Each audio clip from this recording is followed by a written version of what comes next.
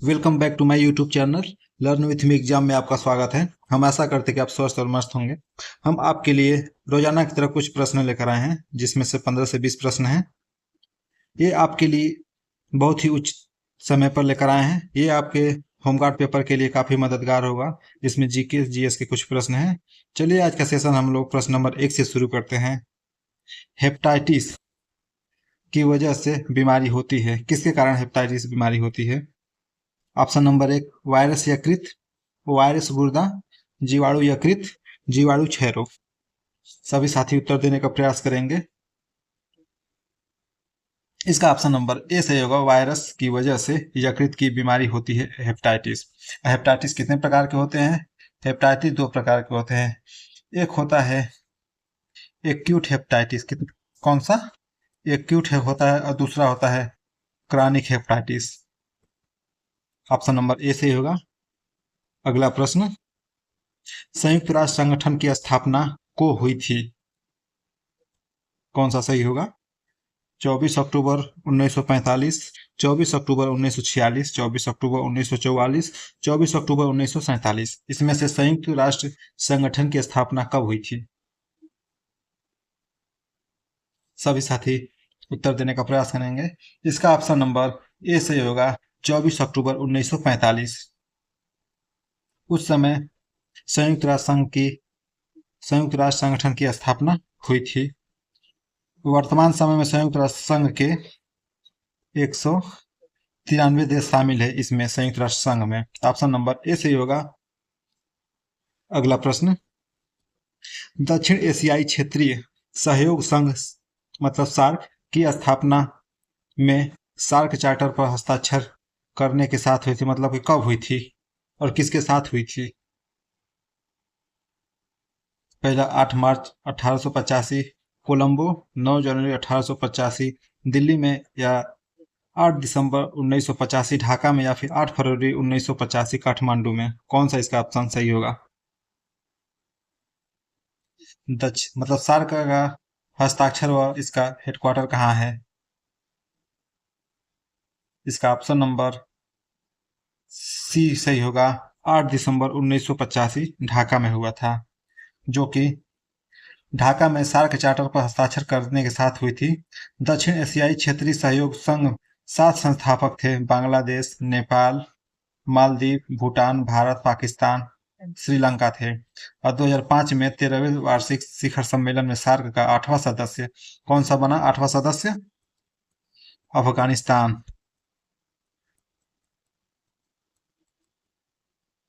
अफगानिस्तान जो कि हमारा 8वां सदस्य बना। इसके लिए ऑप्शन नंबर सी सही होगा। अगला प्रश्न, अंतरिक्ष यात्रा में जाने वाले पहले भारतीय अंतरिक्ष यात्री कौन थे? कल्पना शर्मा, राकेश शर्मा, कल्पना चावला, या फिर राजेश शर्मा। इसमें से कौन सा सही होगा? अंतरिक्ष यात्रा में जाने वाले पहले भारतीय अंतरिक्ष यात्री। इसका ऑप्शन नंबर बी सही होगा। राकेश शर्मा, जो कि पहले भारतीय अंतरिक्ष यात्री थे। ये यात्रा विंग कमांडर राकेश शर्मा थे। भारतीय अंतरिक्ष यात्री विंग कमांडर राकेश शर्मा थे, जो कि 3 अप्रैल 1984 को सोवियत संघ के 2 अंतरिक्ष यात्रियों के साथ जिससे गए थे, उसका क्या नाम था? सोयूज T-11 अंतरिक्ष यान में ये बैकावुर कॉस्मोडोम से अंतरिक्ष में गए थे, और 11 अप्रैल 1984 को सुरक्षित पृथ्वी पर वापस चले जाते। कितने तारीख को? 11 अप्रैल को वापस आ गए थे 1984 में। ऑप्शन नंबर बी से होगा राकेश शर्मा। अगला प्रश्न, बाल गंगाधर तिलक की निम्नलिखित में से कौन सी गतिविधि सत्य पाई गई है? पहला, नासिक साजिश के मामले में क्रांतिकारियों की रक्षा के लिए 1909 में तिलक को फिर से 2 साल का कारावास हो गया। या फिर 1897 में राज के विद्रोह असंतोष फैलाने के लिए तिलक को 18 महीने का कारावास हुआ। या फिर तिलक जी को 1895 में भगवान गणपति जी के पूजा के लिए समर्पित त्योहार को बढ़ावा दिया। या फिर 1893 में तिलक ने शिवाजी महोत्सव को लोकप्रिय बनाया? इनमें से कौन सा ऑप्शन सही होगा?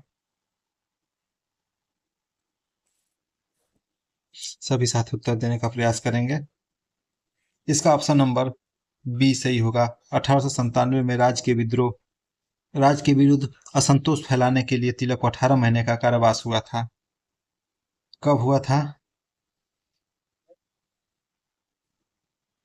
और जो नीचे वाला है 1895 में, 1895 में शिवाजी उत्सव मनाए थे, और जबकि 1893 में गणपति त्योहार की पूजा के लिए प्रसिद्ध है। इसके लिए ये प्रश्न सही है, ऑप्शन नंबर बी सही होगा।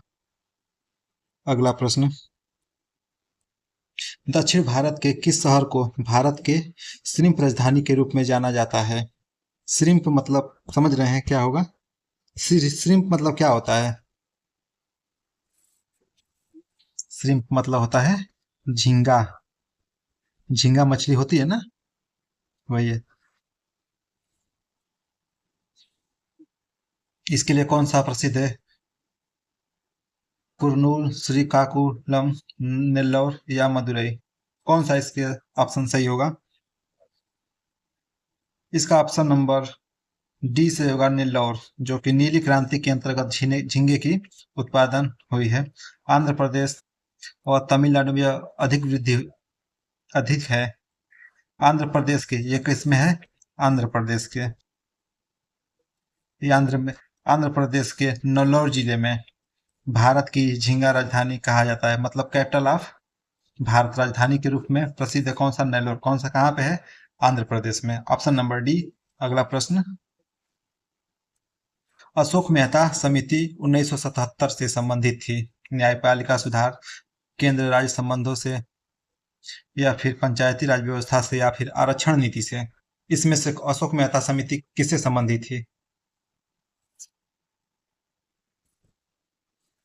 ऑप्शन नंबर, सभी साथी उत्तर देने का प्रयास करेंगे। इसका ऑप्शन नंबर कौन सा सही होगा? ऑप्शन नंबर सी सही होगा, पंचायती राज व्यवस्था से संबंधित है अशोक मेहता।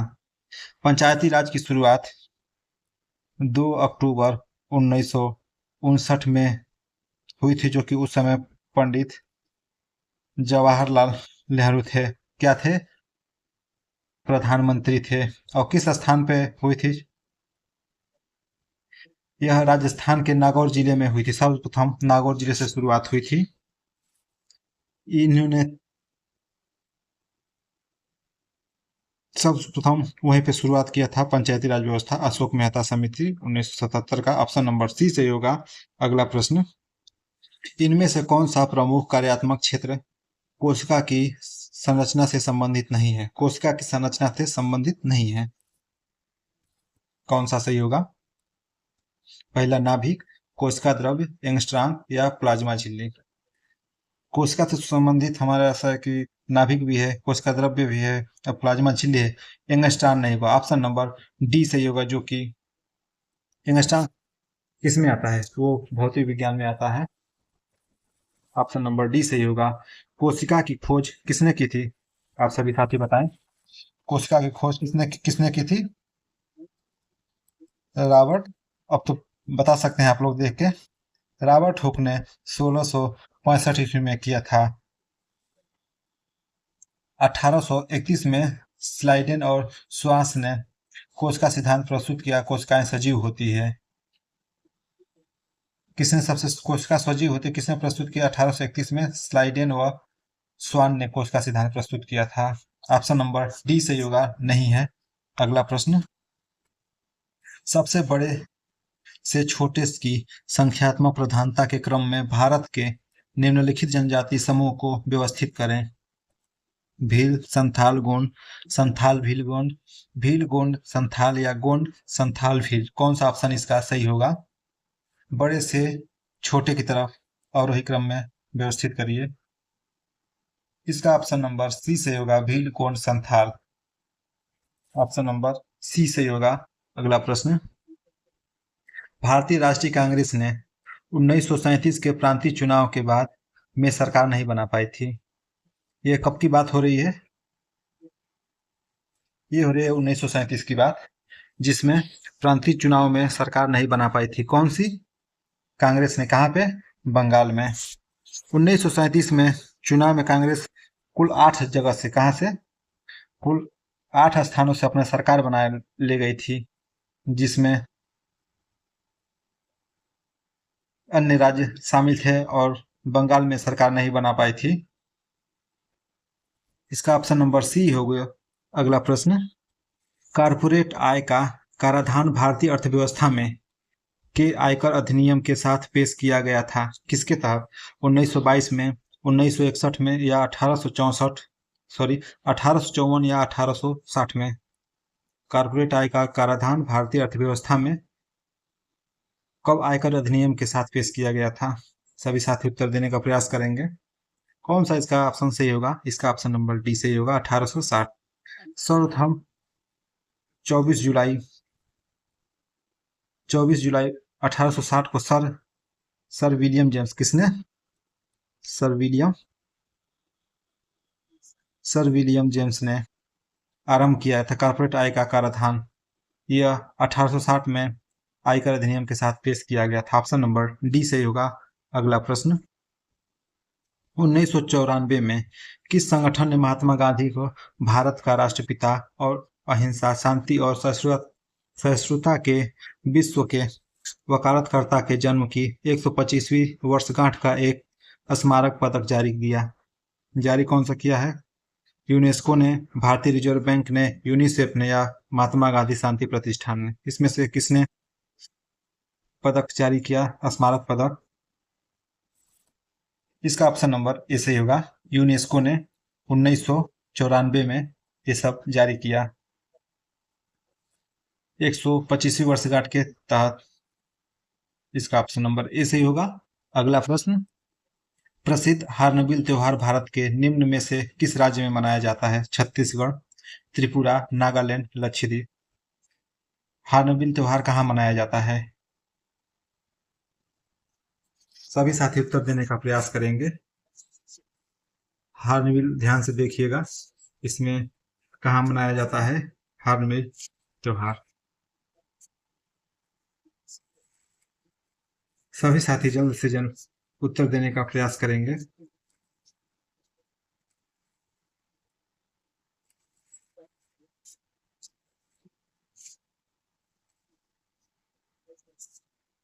इसका ऑप्शन नंबर सी सही होगा, नागालैंड, जो कि हार्नबिल त्योहार भारत के नागालैंड राज्य में मनाया जाता है। इस महोत्सव का नामकरण हार्नबिल पक्षी के नाम पर किया गया है। अब फरवरी 2020 में त्रिपुरा को इसे, कब? 2020 में त्रिपुरा राज्य ने भी हार्नबिल त्योहार महोत्सव से प्रेरणा लेते हुए 2 दिवसीय हार्नबिल महोत्सव का आयोजन वन पक्षी हार्नबिल का संरक्षण और पर्यटन के माध्यम से लोगों में आजीविका बढ़ाने की उद्देश्य से किया। हार्नबिल त्योहार नागालैंड में मनाया जाता है और 2020 से त्रिपुरा में भी मनाया जाता है। अगला प्रश्न, धमाल नृत्य राज्य के एक लोकप्रिय नृत्य के रूप में है? गुजरात, छत्तीसगढ़, हरियाणा, बिहार? धमाल नृत्य किसके लिए लोकप्रिय है? हरियाणा में या बिहार में, गुजरात में या छत्तीसगढ़ में? इसका ऑप्शन नंबर बी से होगा, हरियाणा। धमाल हरियाणा का लोकप्रिय नृत्य है। गुजरात का सभी लोग बताएं, छत्तीसगढ़ बताएं और बिहार का बताएं। और हरियाणा का अन्य भी है, घूमर कहाँ का है, और लूर नृत्य कहाँ का भी, ये भी सब आप लोग बताएं। ऑप्शन नंबर बी सही होगा। अगला प्रश्न, यूनेस्को का मुख्यालय कहाँ पे है? पेरिस में, लंदन में, जिनेवा या न्यूयॉर्क में? यूनेस्को का मुख्यालय स्थित कहाँ पे है? सभी साथी उत्तर देने का प्रयास करेंगे। इसका ऑप्शन नंबर ए सही होगा, पेरिस में, जो कि पेरिस कहाँ पे पड़ता है? फ्रांस में। इसका गठन 16 नवंबर 1945 को हुआ था। यूनेस्को संयुक्त राष्ट्र संघ की एक विशेष संस्था है। यह शिक्षा, विज्ञान एवं संस्कृति क्षेत्र में अंतर्राष्ट्रीय सहयोग के माध्यम से शांति स्थापित का प्रयास करती है। ऑप्शन नंबर ए सही होगा, यूनेस्को का मुख्यालय पेरिस में है, फ्रांस के। अगला प्रश्न, रतौंधी की कमी के कारण होता है? Vitamin D, vitamin A, vitamin C, vitamin B, कौन सा ऑप्शन सही होगा? रतौंधी किसके कारण होता है? इसका ऑप्शन नंबर सी से होगा, विटामिन ए के कारण। किसके कारण होता है? विटामिन ए के कारण। तो डी के कारण क्या होता है? इससे होता है आपका सूखा रोग। कौन सा रोग? सूखा रोग, जिसे हम लोग रिकेट्स के नाम से जानते हैं। और इसी को हम लोग ऑस्टियोमलेशिया, कौन सा सूखा रोग को हम लोग नाम से जानते हैं? अन्य ऑस्टियोमलेशिया, मलेशिया के नाम से भी हम लोग जानते हैं। और विटामिन सी को किस नाम से हम लोग जानते हैं? विटामिन सी को स्कर्वी। ये तो काफी बच्चे बता पाएंगे। स्कर्वी विटामिन सी और विटामिन बी के नाम से जानते हैं, berry berry, berry berry. Option number इसका ए सही होगा, विटामिन ए के कारण रतौंधी होती है। अगला प्रश्न, प्रधानमंत्री श्री नरेंद्र मोदी द्वारा को विज्ञान भवन नई दिल्ली में मेक इन इंडिया पहल का औपचारिक रूप से शुभारंभ किया गया? कब शुभारंभ किया? 25 सितंबर 2014, 4 दिसंबर 2014, 25 जुलाई 2014 या 26 जनवरी 2014? कब नई दिल्ली में मेक इन इंडिया का पहल का औपचारिक रूप से शुभारंभ किया गया? इसका ऑप्शन नंबर ए से होगा, 25 सितंबर 2014 को। इसमें मेक इन इंडिया पहल की शुरुआत 25 सितंबर 2014 को औपचारिक रूप से किया गया। इसकी शुरुआत देशव्यापी स्तर पर विनिर्माण क्षेत्र के विकास के लिए और 25 क्षेत्र में कौशल विकास पर ध्यान केंद्रित करने के उद्देश्य से बनाया गया था। ऑप्शन नंबर ए सही होगा। चलिए अगले प्रश्न की तरफ हम लोग बढ़ते हैं। निम्नलिखित चोटियों को उनकी ऊंचाइयों के अनुसार अवरोही क्रम में व्यवस्थित करें। ऊंचाई के हिसाब से हमें इसे व्यवस्थित करना है। कौन सा इसका ऑप्शन सही होगा?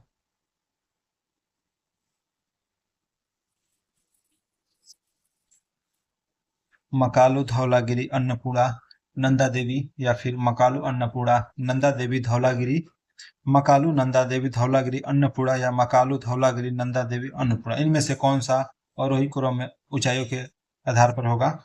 ऑप्शन नंबर कौन सा सही होगा? सभी साथी जल्द से जल्द उत्तर देने का प्रयास करेंगे। इसका ऑप्शन नंबर ए सही होगा, मकालू, धौलागिरी, अन्नपूर्णा, नंदा देवी। नंदा देवी का ऊंचाई कितना है? 7816 मीटर, जो कि कहाँ पे है? चमोली में है। चमोली कहाँ पड़ता है? उत्तराखंड में और भारत में। नंदा देवी चमोली उत्तराखंड में और भारत में है। और अन्नपूर्णा कहाँ पे? इसकी लंबाई कितनी है? 8091 मीटर, नेपाल में है अन्नपूर्णा। और धौलागिरी, इसकी लंबाई 8167 मीटर है। कहाँ पे? ये दोनों चोटियां कहाँ पे है? नेपाल में। अब बचा मकालू। मकालू नेपाल में भी है, तिब्बत में भी है, चाइना या कहते हैं जिसे खम्बू कहते हैं। मकालू की लंबाई कितनी होती है? 8481 मीटर। ऑप्शन नंबर ए सही होगा। अगली प्रश्न की तरफ बढ़ते हैं। आज का सेशन हम लोग यहीं पर समाप्त करते हैं, क्योंकि इतने ही प्रश्न हम आपके लिए लाए थे। आई होप आपको ये वीडियो पसंद आया होगा। अपने दोस्तों को अधिक से अधिक शेयर करें, ताकि वो भी इस वीडियो का आनंद उठा सके और पेपर को अच्छी तरह से फोड़ कर आ सकें। चलिए मिलते हैं अगले वीडियो में। तब तक के लिए हमारे चैनल पर बने रहिए। धन्यवाद।